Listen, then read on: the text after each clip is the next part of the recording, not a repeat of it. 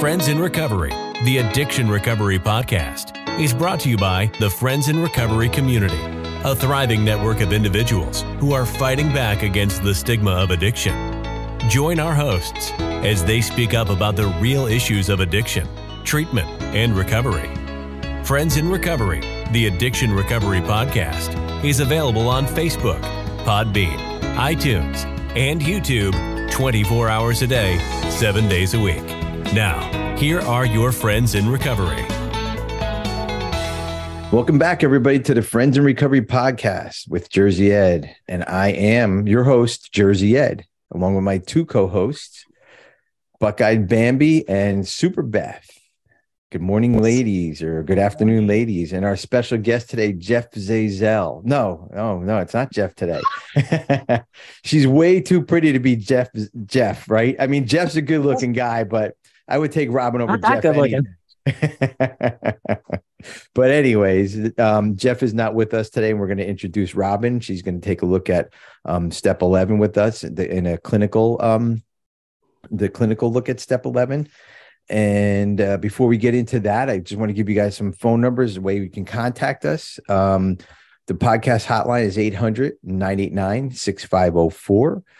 You can email us at help@friendsandrecoverypodcast.com. And of course, we are looking for interns. And before I go any further, ladies, I need to tell you that going rogue was not cool.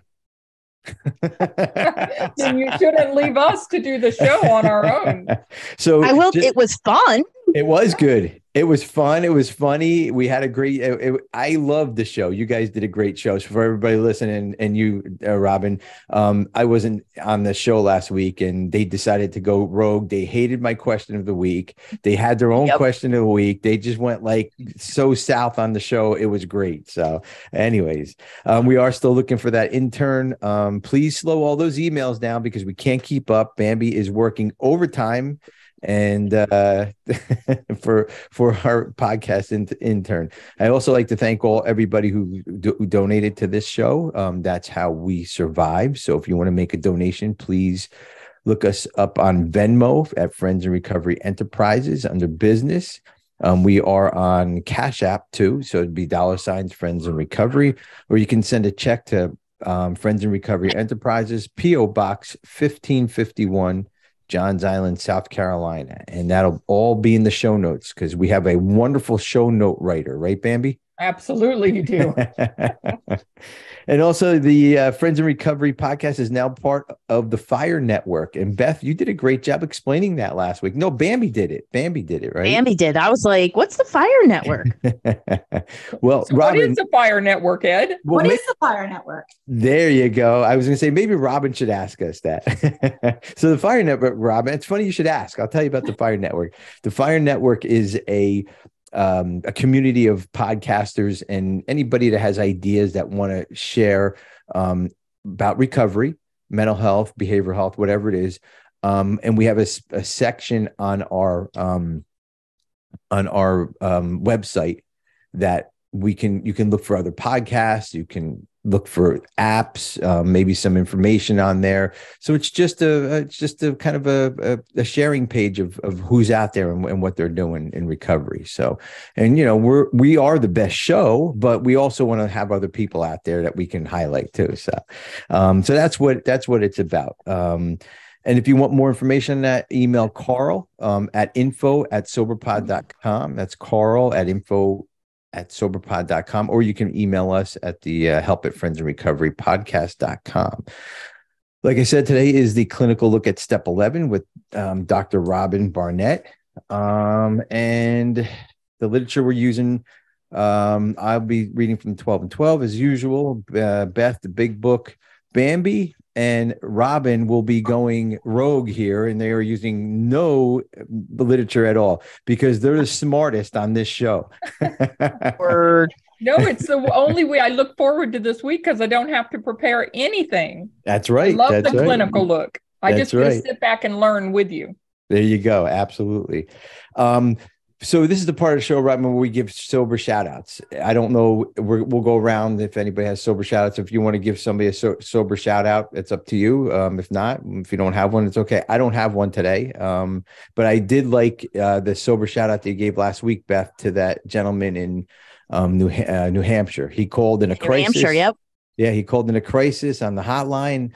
And we were able to work them through it. It was great, so that's how this works, guys. This is how this podcast works. People call up and they end up coming on our meetings, getting sober, just living a great life, and it's this podcast works. So we are helping people out there. So, and if you want to, sober shout outs, Bambi, do you have any?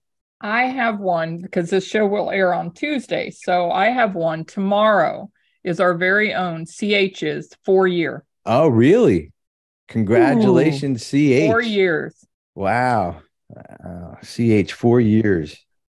We'll do a special show for her. So yeah, she came on she's also a veteran, she was a Navy nurse. So she was a lieutenant general or lieutenant colonel. Mm-hmm. Yes. Wow. Very own that sounds dedicated. CH. Yeah. She came on our nurses meeting last night and shared her experience in the Navy for Veterans Day. Cool. So, very super cool.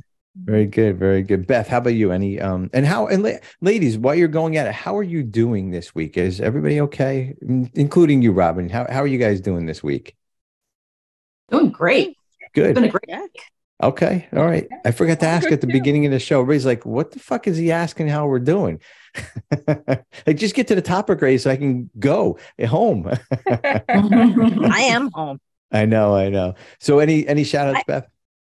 I do actually. And she might get mad at me for doing this, but I have a friend and we'll just say her name's Elizabeth, and she had a rough week and she asked for help and she was able to get that help. And I love her.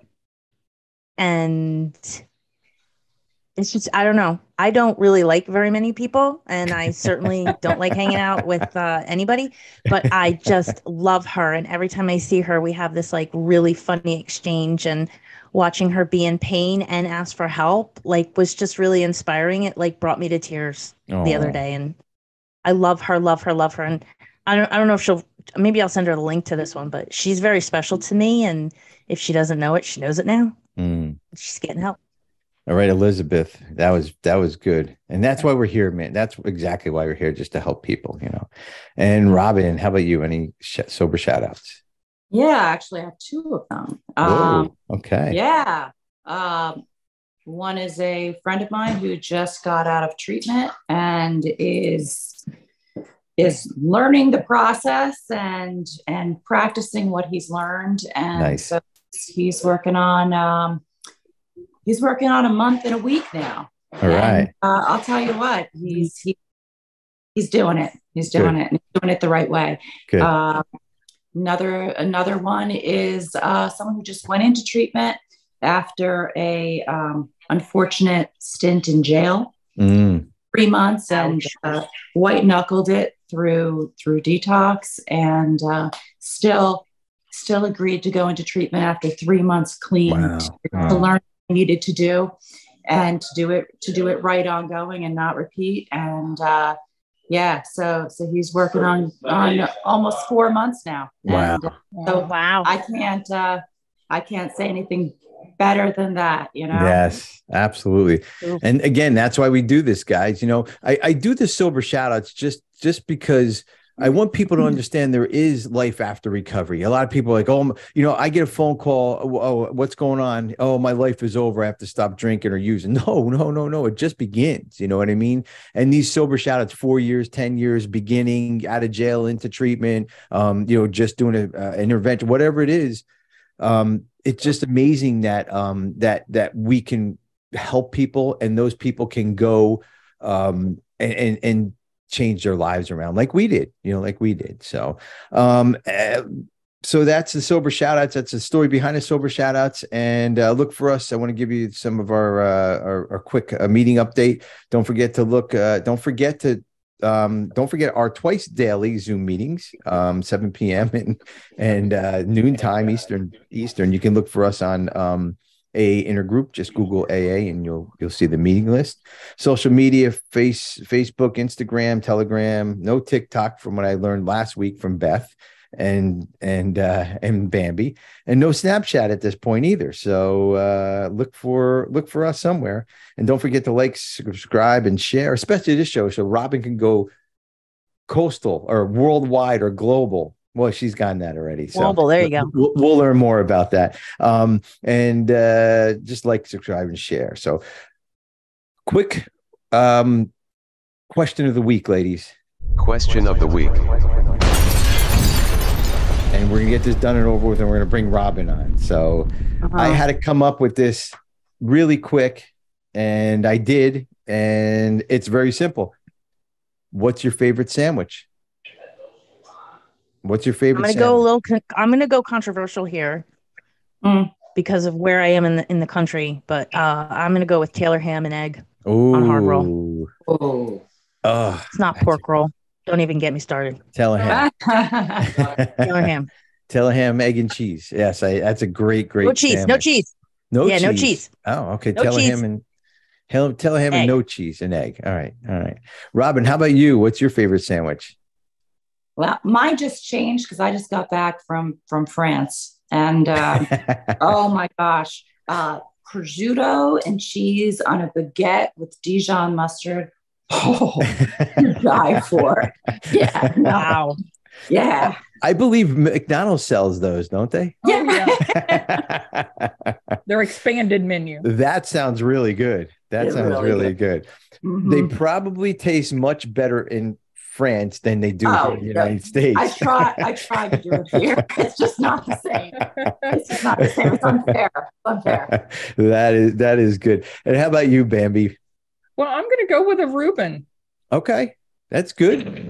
Yeah. That's my go-to in a restaurant if we're having sandwiches. Usually it's a Reuben. A Reuben. So. Are you Irish by any chance? No.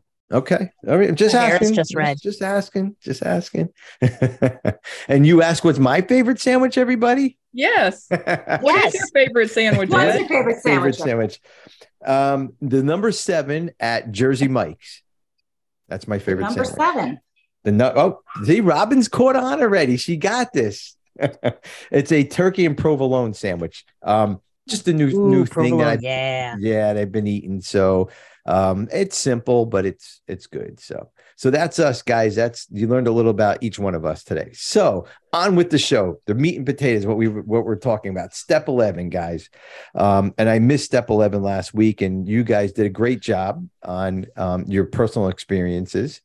And I'm not going to give my personal experience because we have Dr. Robin Barnett here to give us the clinical look at step 11. And step 11 reads, sought through prayer and meditation to improve our conscious contact with God as we understood him, praying only for the knowledge of his will and the power to carry that out. This is an important step to me.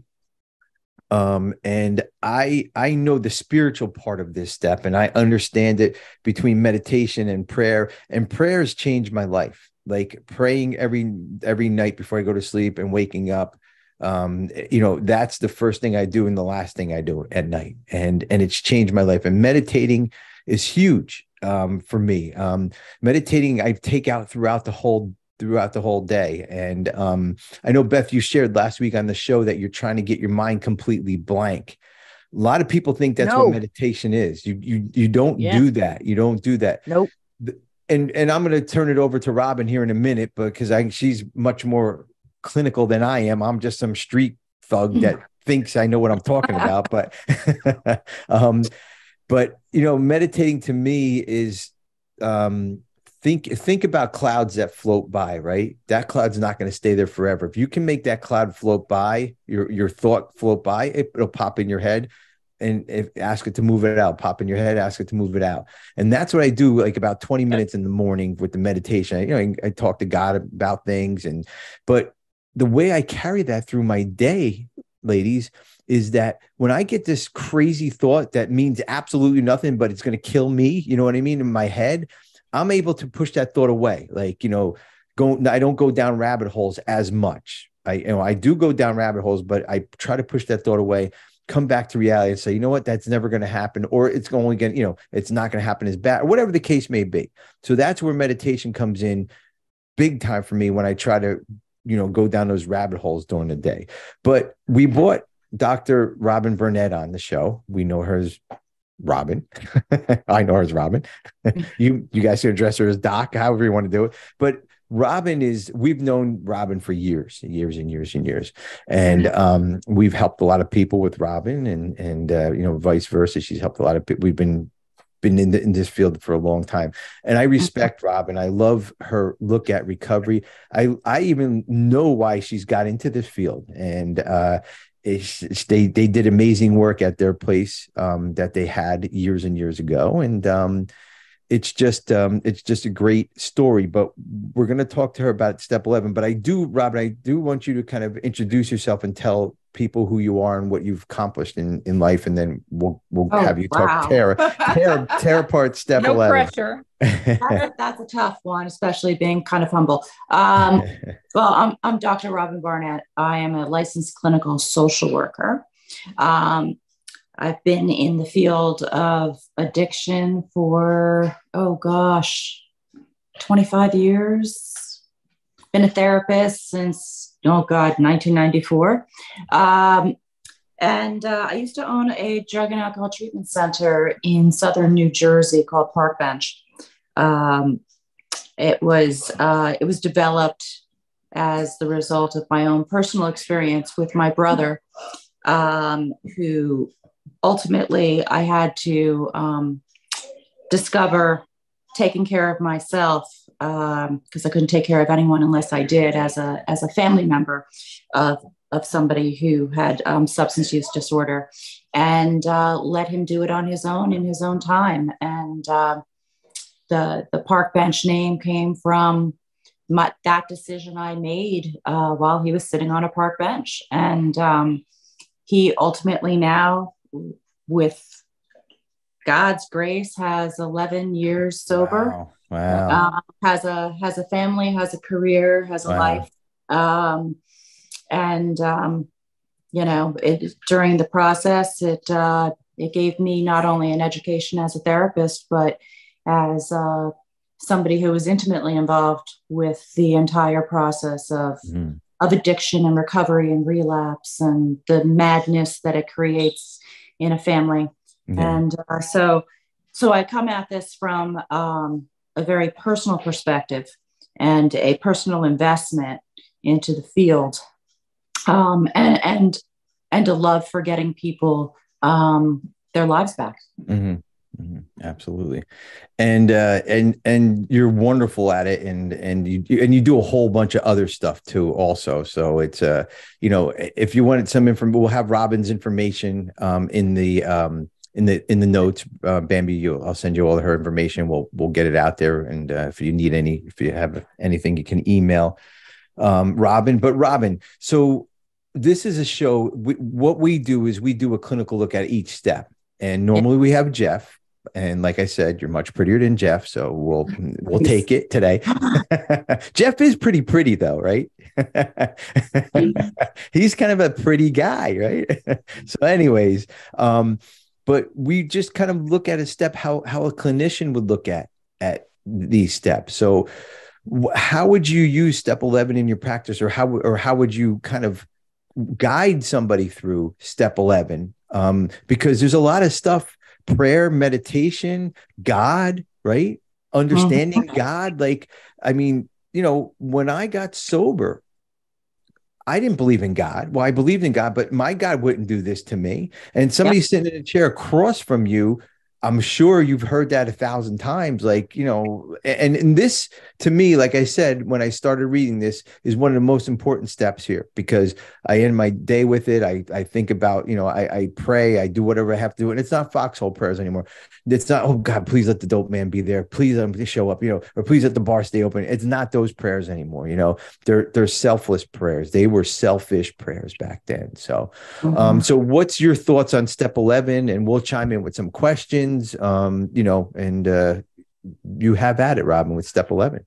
Sure. Well, this probably is one of the most difficult steps from a from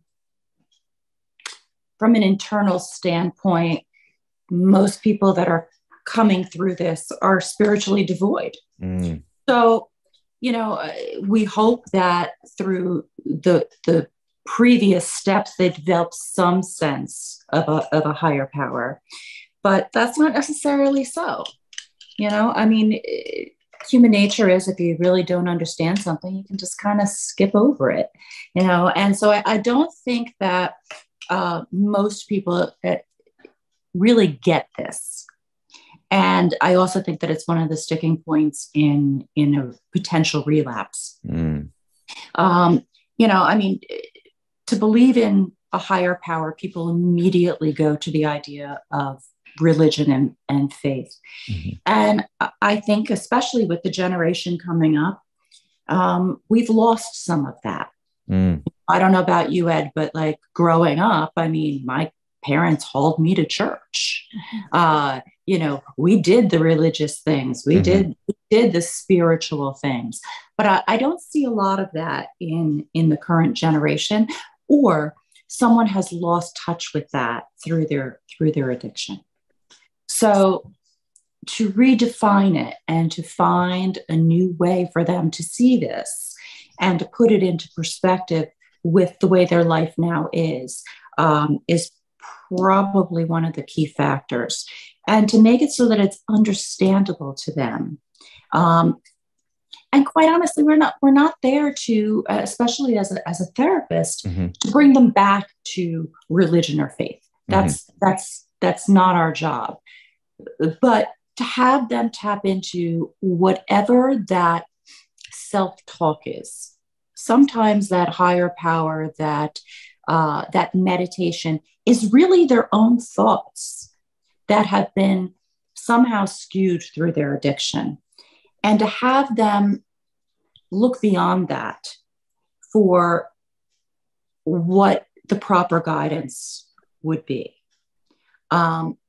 It could be anything. Someone might think about, hey, I have a day to myself and I'm really bored.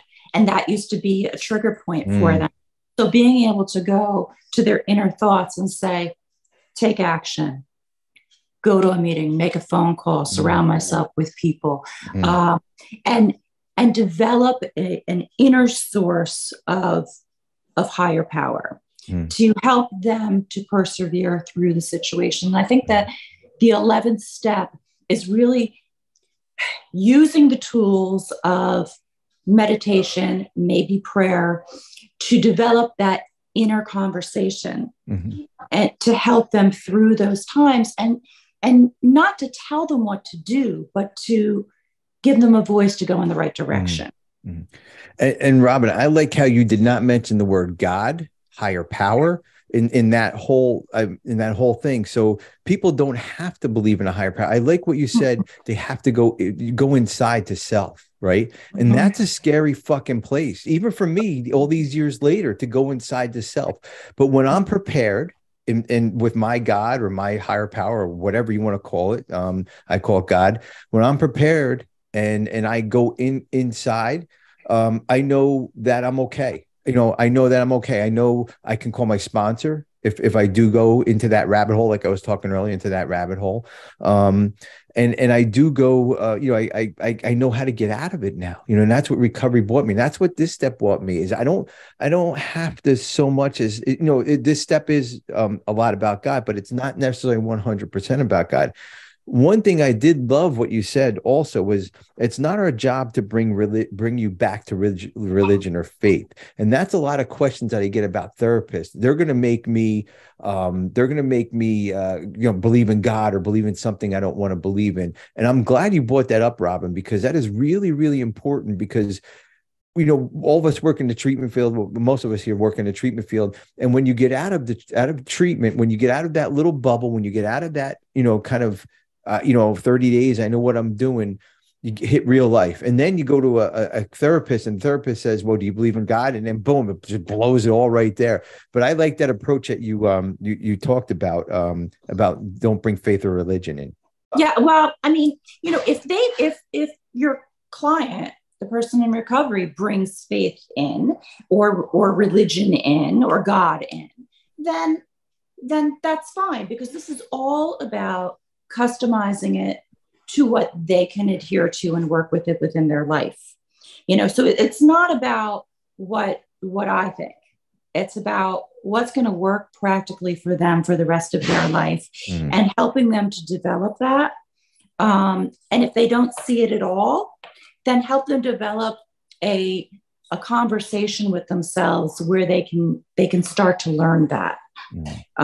And I could tell you that when it comes to the faith and higher power in recovery, that is the one place that we lose people from the program. That is the most common place that people drop off.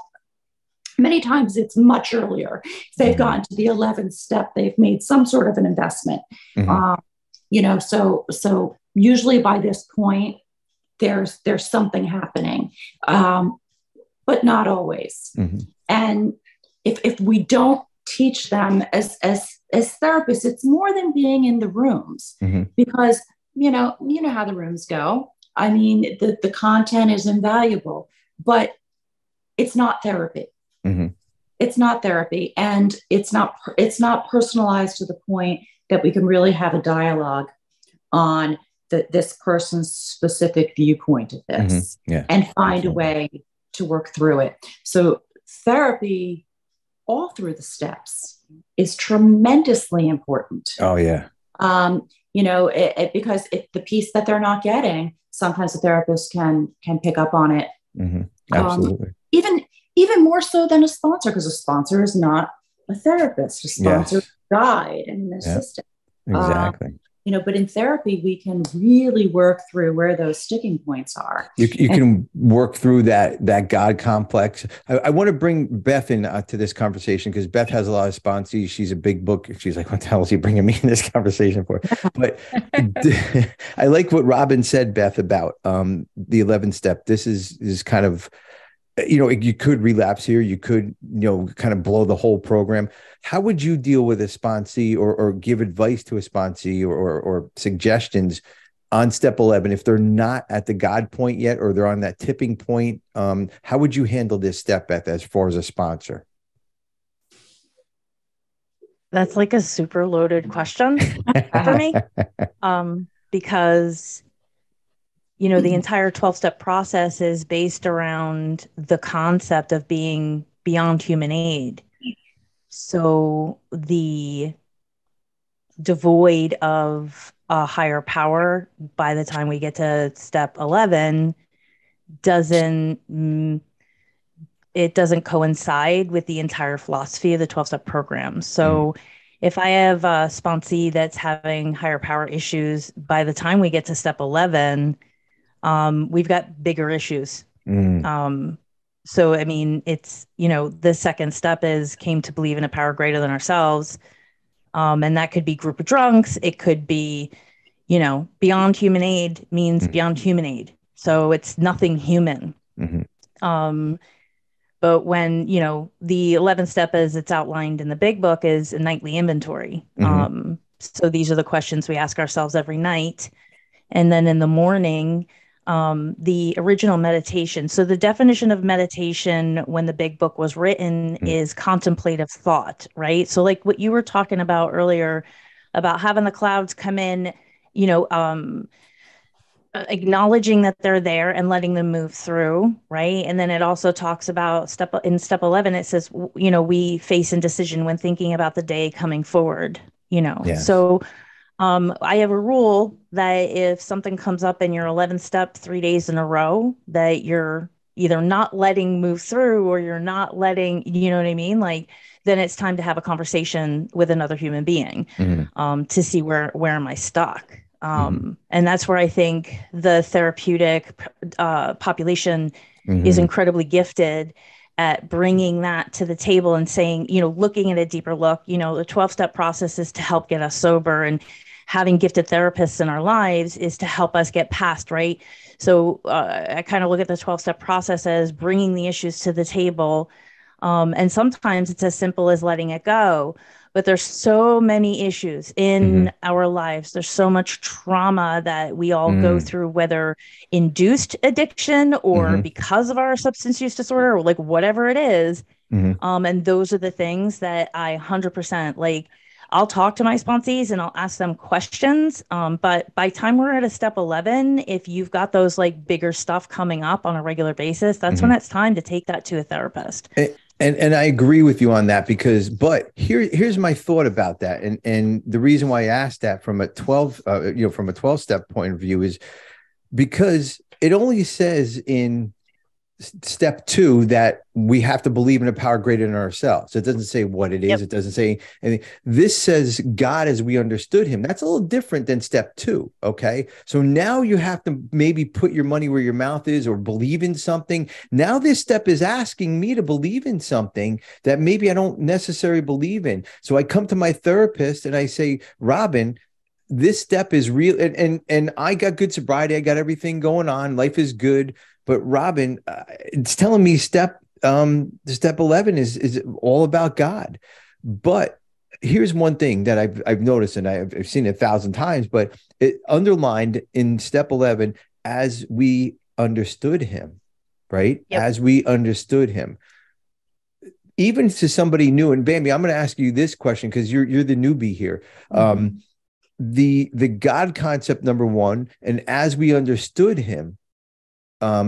How did you like incorporating that into your life? Was that something very easy that you were able to pick up on step 11 and run with it? Because again, step 2 doesn't say that we have to believe in God or we have to talk to God. This step says we should pray to God and we should meditate to God, right? Of our understanding. So what's your thoughts on that, Bambi, as far as being a newcomer? Well, I kind of agree with Beth a little bit there and I always like her wisdom with the big book, but I couldn't even start working the program till I had reconciled with God. I was angry with God and I was really angry with him. I'd had a lot of losses and I was, and I couldn't even, I just, until I got through, the first 3 steps really, and started having a communication with God, I couldn't go on in the program. So I think that, and that's why the steps are in order for a reason. So when I got to 11, having worked the first 10 steps, I was in that position. But, I have a sponsee now that doesn't have a relationship with God, and we're kind of struggling with that.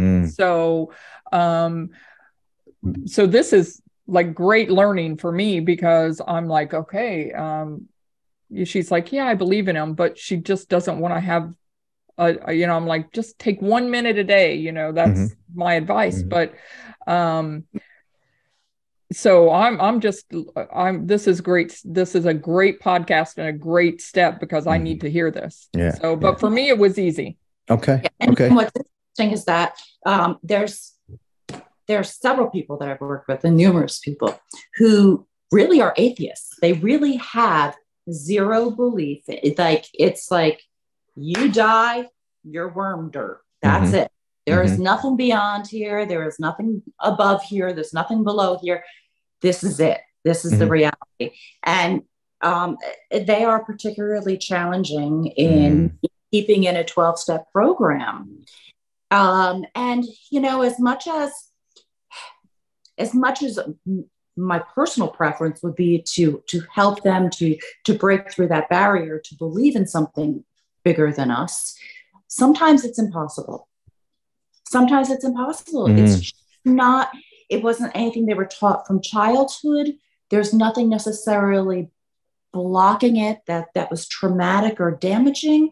You work all those angles trying to get beyond that barrier, and it just doesn't exist within this person. So if that is the case, and I've seen this over and over and over, this person still wants to be part of the fellowship, and the person still wants a program of camaraderie and to work within this framework. but that's the one piece that doesn't exist for them. So how do you get over that barrier and have the 12 steps still work for them? And that's the battle. That's the battle there. Well, I think what Beth was saying, between the 12 steps and a sponsor and a therapist, I believe that's probably a good way of kind of maybe walking over that and doing the best to your ability. This program isn't perfect. I mean, it isn't perfect. Beth, I'll let you go in a second, but I do want to bring up one thing. You were talking about atheist and agnostic, Robin. Quick question, yes or no, in your kind of research, or whatever, seeing all the people, are atheists or agnostic spiritual? Yes. Okay. Yes. Okay. But they're not able to label it. And there's yeah, they are. Okay. It's a complicated answer, but yes, it is. They have an inner voice, whether they put a name on it or not. A therapeutic concept is starting where your client is. And if that's something that they don't accept the name for, then you work within the framework that they have. And you teach them to be able to apply the concept to their own framework. And yes, I personally believe that everybody's a spiritual being, and whether they believe that their thoughts are a higher power or God, or if it's just their own brain thinking, that's not for me to judge. So if that's the framework we're working in, then we're going to make that work, and we're going to teach them how to apply it so that they get the most out of this program. I love that. And spiritual doesn't mean religious. Spiritual doesn't mean, you go to church. Spiritual, like you said, it could mean they think of their own brain. There's people out there who are super smart that, logically they can't put step 11 together. Is it like they can't, like, logically, I know the makeup of this paper, but a God, I don't, where? Give me some hard facts. What's the molecules of this God, right? Right. Fucking, I don't know. Right. I have no idea. Exactly. Yeah. So yes, that's a great answer. Thanks. I knew that was going to be a loaded question, but yes, it's I thanks for that answer. Beth, you were going to share something on what Robin was talking about. I'm sorry. I love science, right? Like, so for me, I love climbing into science. I love climbing into biology, and chemistry, and the deeper, I actually have sponsored atheists in the past, and they're still sober. It's, what I mean? It's not about, a faith in a religious God or spiritual God. It's, it's really interesting. It's like this one girl that I'm actually thinking of kind of helped me with my current identification to my higher power. And it's, if you look at how science is, how the body is made, how biology works, like, it's smart, right? It's a smart, I'm a smart body. It's a smart body, right? It can do so many things on its own.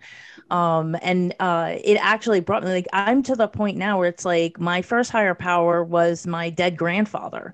He was a power greater than myself. And I just, you know what I mean?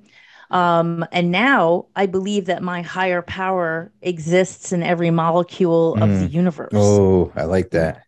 Yeah, like every molecule of the universe, right? It's always working towards the good. And there's been so many times that, like, I allow my brain to just move the way it's going to move.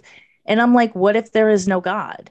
Well, here's the I guess atheist portion of my brain is very much that my experience believing in a God or a higher power, even if it winds up not being real, it has given me a positive experience. And if at the end of the day, there's really nothing there, I don't care. Like, you know what I mean? Like, and that's like just having been around true agnostics and true atheists. Most people are not truly atheists, but I do know a few. It's like, in my mind, I'm like, well, even if I'm kidding myself or get away from me, dog. Even if I'm lying to myself, like it's working. Yeah. And at the like for me, at the end of the day, when I can put my head down on the pillow and feel joy at some point during my day, I'm like, I don't even give a shit how I got here. I don't care. But I do believe that it talks about the steel girder in step 2 in We Agnostics. And that just like, I think that that was also a part of my process, that it was like, you know, the I can't remember the words because I'm not smart, but it's like in here, it's in We Agnostics, but it talks about the steel girder, and it's made of these neurons or whatever that's made out of, and they're all whirling around, and it's all energy, right? We are a universe of energy, and we're like, it's so crazy that we're all connected. I'm as connected to this beam sitting in front of me as I am to Bambi. Like it's pretty insane. Yeah. It's like there's a big rabbit hole. And on that, I got a little bit out of it, Beth, and I'm going to have this question kind of geared towards you, Robin.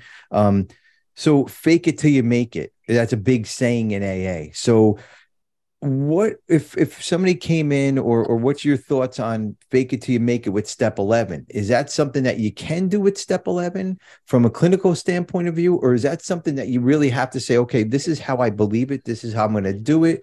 Or do I make believe that I love God and I know a God and blah blah blah, and I can fake it till I make it? Because fake it till you make it does work. I've tried it out, it's happened. I've seen it happen, seen it work. But how would that apply to here?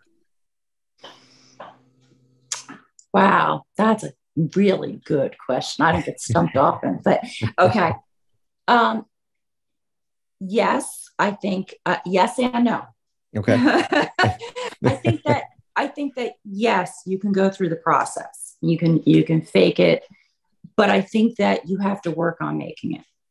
And I think that when you get to step 11, if you haven't developed something by now is the time to take the action, to get beyond the fake it.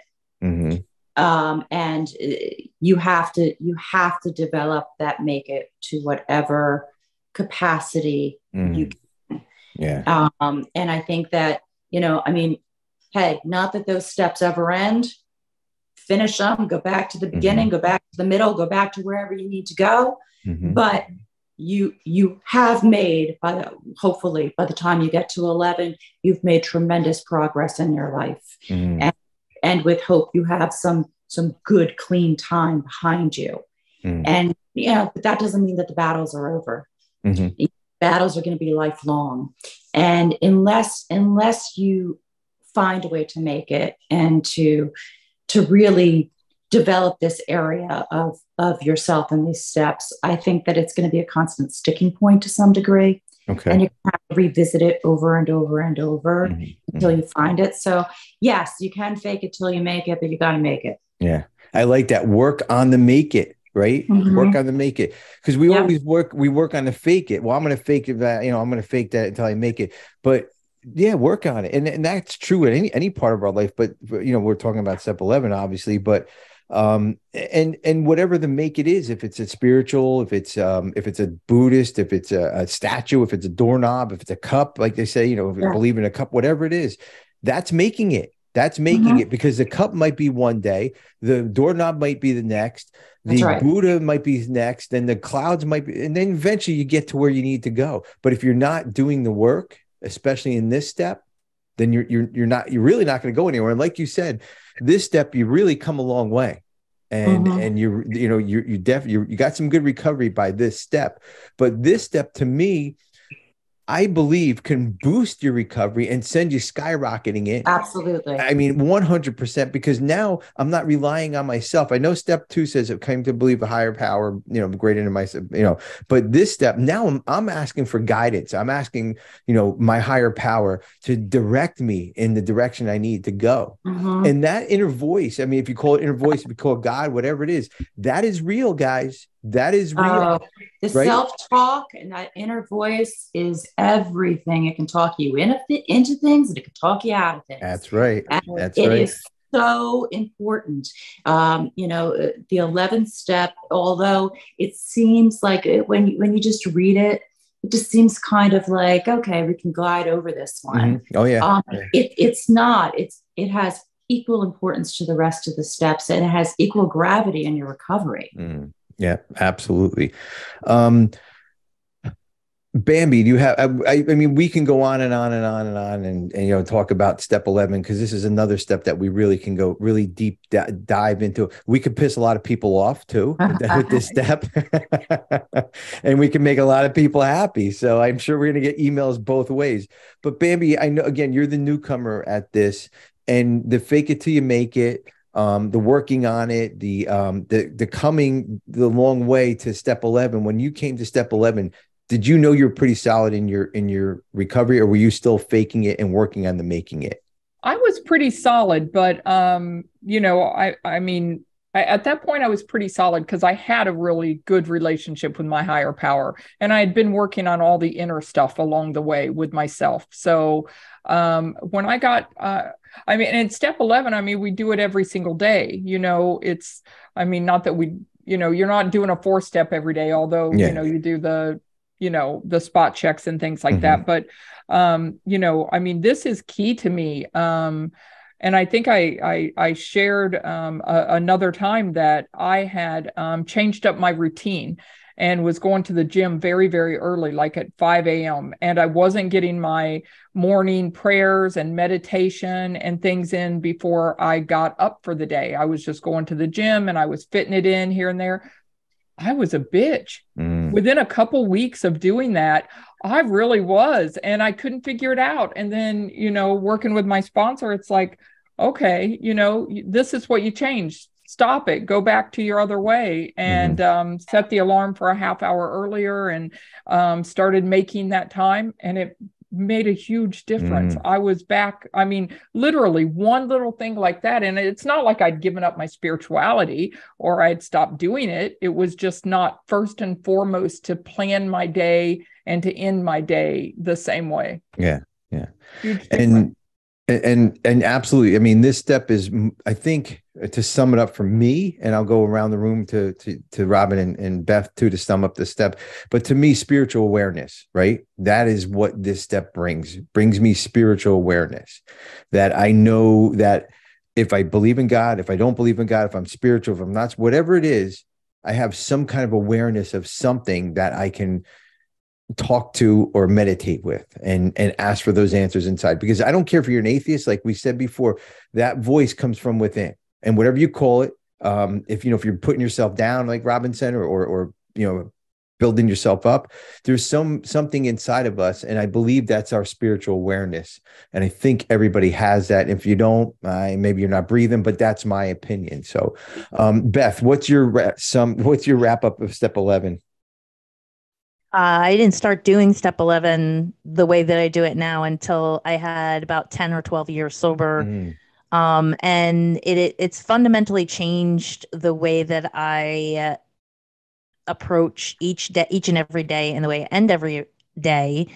And it keeps me in that present moment. And my understanding is that's the present moment is the only place I can find my God. So very good. And Robin, thank you so much for being on the show with us. Of course. I'm gonna ask you to wrap up the show right here, but I do want to mention Robin has been on this podcast in the past. We interviewed you probably about 4 years ago. You probably don't even remember it. Was that long ago? Yeah, it was about 4 years ago. It just clicked to me. I realized that you were on the show about 4 years ago when the Podfather was on, and right. Yeah, time flies. Yes. Absolutely. So step 11, if you had to wrap it up and your client sat in front of you and said, what do I do? Well, firstly, step 11 is ever evolving because as we develop in our recovery, in our lives, as people in general, I think that our belief in our higher power, our God, our inner voice changes with time and experience. So it's an evolving relationship. I also believe that step 11 initially is really being able to put some sort of personal definition on what that is. And starting to do the make it part after the faking it part, and defining what this is going to be for you for now, to make it work within the framework of the 12 steps in your life. And then allowing it to take its own form as you develop as a person spiritually and otherwise. Absolutely. I'd have to second that too. And and just, it's going to skyrocket your recovery and start working on the make it part. And you're just going to be, it's going to be crazy. So, so guys, thank you so much, Robin. I appreciate you coming on. And it was literally last minute. I asked her yesterday. She said, absolutely, I'm going to come on the show. Jeff canceled last minute. So, but we appreciate it. Absolutely. Thank you. So I hope thanks so much, Robin. Yep. I hope our audience got so much out of this. I did. I really looked at step 11 a different way now. And I have a lot of years behind me. And Robin, thank you for clearing a lot of things up. I'm going to take that fake it till you make it and work on the make it. I didn't even realize that. I thought you just fake it and then the make it goes, but you're right. You have to focus on the make it part. That's gold to me. So thank you so much. And Robin, we're definitely going to have you on again. We're going to bring you back, and we'll just interview you about whatever. So anyway, or if Jeff cancels next month, so we'll have you on standby. So, well, guys, a great show, ladies. Thank you so much. I had a wonderful time, and hope the audience got a lot out of this. And stay sober, everybody. This concludes this episode of Friends in Recovery, the Addiction Recovery Podcast. Follow us on Facebook for past shows and updates, and enjoy free access to twice daily support meetings. Friends in Recovery, the Addiction Recovery Podcast, is available on Facebook, Podbean, iTunes, and YouTube 24 hours a day, 7 days a week.